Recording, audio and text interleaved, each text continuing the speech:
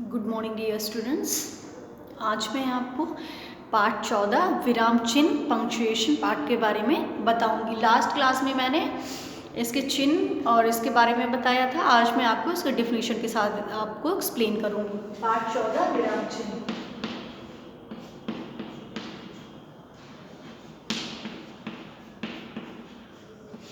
विराम चिन्ह पार्ट 14 विराम चिन्ह। अब हमने आपको बताया था कि विराम चिन्ह जो होते हैं वो विराम का अर्थ होता है रुकना, और विराम चिन्ह हमें ये बताते हैं कि लिखते या बोलते समय हमें कब रुकना है, कितनी देर के लिए रुकना है और किस भाव से पढ़ना है। ये सब विराम चिन्ह बताते हैं। हमने आपको कुछ विराम चिन्हों के नाम और उनके चिन्ह बताए थे। पहला जो विराम चिन्ह हमने बताया था वो ये था पूर्ण विराम। जब हमारी पूरी बात समाप्त हो जाती है तब हम पूर्ण विराम लगाते हैं। पहला जो चिन्ह था वो ये था पूर्ण विराम। पूर्ण विराम, पूर्ण विराम का चिन्ह ये। जब हमारी पूरी बात कंप्लीट हो जाती है तो हम पूर्ण विराम का चिन्ह ऐसे लगाते हैं। अब हम आपको ऐसे एक्सप्लेन भी करते चलेंगे कि पूर्ण विराम क्या होता है। प्रत्येक वाक्य के अंत में, यानी पूरी तरह से जब हमारी बात कंप्लीट हो जाती है और पूरी तरह से रुकने के लिए पूर्ण विराम का प्रयोग होता है। और केवल प्रश्नवाचक तथा विस्मयादिबोधक वाक्यों के अंत में इसका प्रयोग नहीं होता है। जब प्रश्नवाचक शब्द का प्रयोग करते हैं तब इसका उपयोग नहीं होता है, और विस्मयादिबोधक जब कोई वाक्य होता है तब पूर्ण विराम का प्रयोग नहीं होता है। जैसे मैं विद्यालय जा रही हूँ। अब पूर्ण विराम क्या होता है? जब वाक्य पूरा हो जाता है, वाक्य कंप्लीट हो जाता है, उस समय हम पूर्ण विराम का प्रयोग करते हैं। और जैसे उदाहरण है मैं विद्यालय जा रही हूँ। हाँ, यहाँ हमारी बात पूरी हो गई है, हम यहाँ पे पूर्ण विराम लगा देंगे। फिर आज पूरा चंद्रमा निकला है, अब हम यहाँ पे पूर्ण विराम लगा देंगे। अब आता है अल्प विराम क्या होता है। दूसरा अल्प विराम। अल्प विराम का मतलब होता है थोड़ा। जब हमें थोड़ी देर के लिए रुकना होता है तब हम अल्प विराम का चिन्ह लगाते हैं। अल्प यानी थोड़ा। जब हमें थोड़े समय के लिए रुकना होता है तब हम अल्प विराम चिन्ह का प्रयोग करते हैं। जैसे मुक्ता, ललिता और सरिता एक साथ बाजार जा रही हैं, तो मुक्ता के बाद हम अल्प विराम का चिन्ह का प्रयोग करेंगे।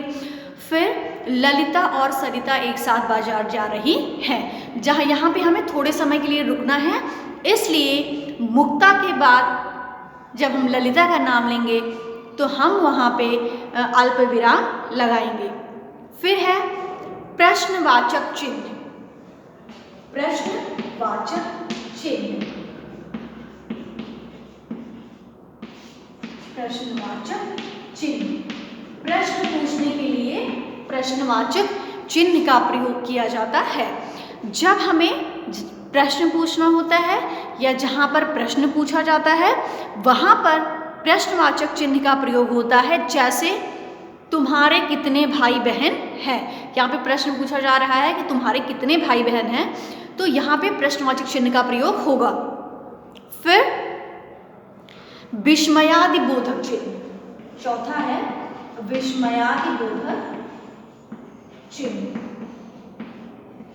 विस्मयादिबोधक चिन्ह। विस्मयादिबोधक चिन्ह। विस्मयादिबोधक चिन्ह जब आश्चर्य, खुशी, घृणा प्रकट करने के लिए हम विस्मयादि शब्दों का प्रयोग करते हैं। जैसे वाह, इसके बाद हम विस्मयादिबोधक वाह।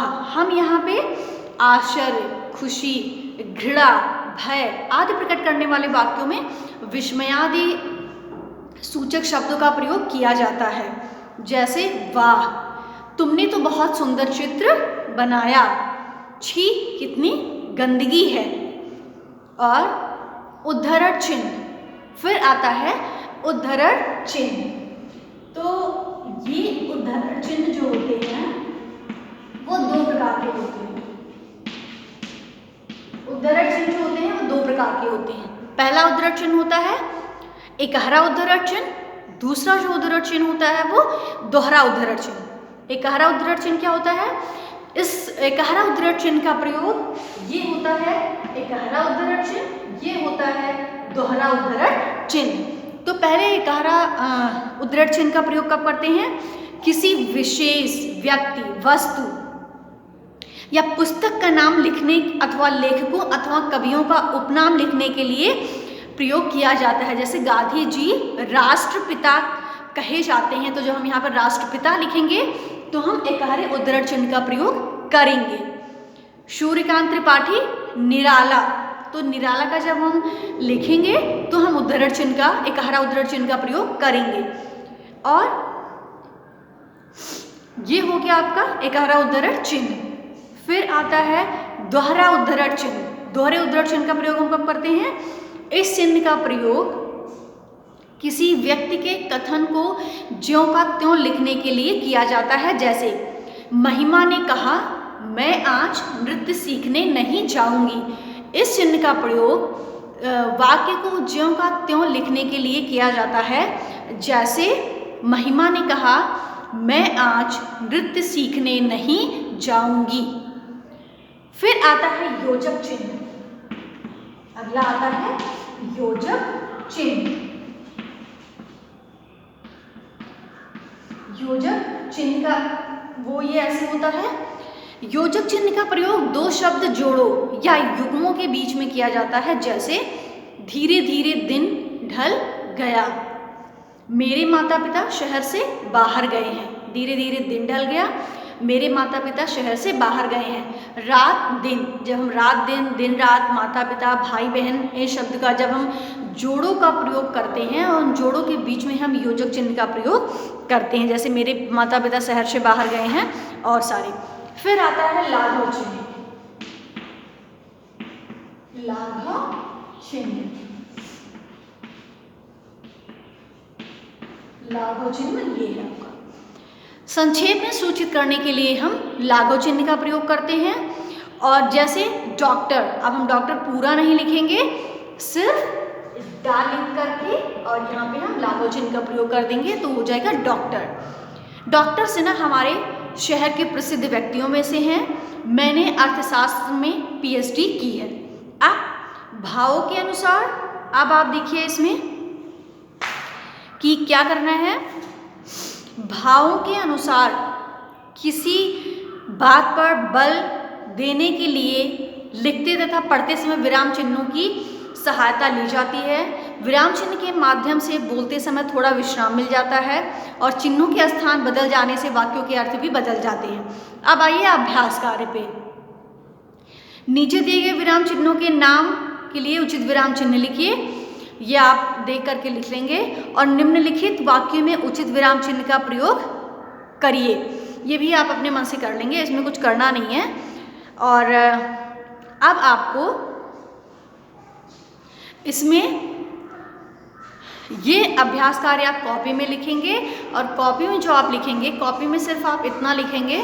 पहले विराम चिन्ह का नाम लिखेंगे और विराम चिन्ह के प्रकार के बारे में लिखेंगे और विराम चिन्ह के प्रकार के बारे में लिखने के बाद आप उसको जो है विराम चिन्ह के कितने किसे कहते हैं, विराम चिन्ह के प्रकार कितने होते हैं। अब हम अभ्यास कार्य के बारे में बताएंगे। तो पहला जो है वो नीचे दिए गए विराम चिन्हों के नामों के लिए उचित विराम चिन्ह लिखिए। ये आप लिख लेंगे। पहला है योजक चिन्ह, अल्प विराम, लाघव चिन्ह, उद्धरण चिन्ह, पूर्ण विराम, विस्मयादिबोधक, प्रश्नवाचक चिन्ह। फिर है निम्नलिखित वाक्यों में उचित विराम चिन्ह लगाइए। पहले में आप जो है अल्प विराम का प्रयोग करेंगे, दूसरे में जो है अल्प विराम और एकहरा उद्धरण चिन्ह का प्रयोग करेंगे, तीसरे में आप जो है लाघव चिन्ह का प्रयोग करेंगे और अरे के बाद आप विस्मयादिबोधक, फिर डॉक्टर के बाद लाघव चिन्ह का प्रयोग करेंगे। उसके बाद तुमने अभी तक सारा काम समाप्त नहीं किया, इसके बाद पूर्ण विराम का प्रयोग करेंगे। पिताजी अल्प विराम, फिर दोहरा उद्धरण, आप यहाँ क्या कर रहे हैं, प्रश्नवाचक आखिरी में, और फिर सुख दुख जीवन में आते रहते हैं, योजक चिन्ह का प्रयोग करेंगे। ये आपका अभ्यास कार्य हो गया। तो आप अभ्यास कार्य कॉपी में लिख लेंगे और उसके बाद जो आपका ये विराम चिन्ह के प्रकार के बारे में आप लिख लेंगे। बस इतना ही कॉपी में आपको लिखना है।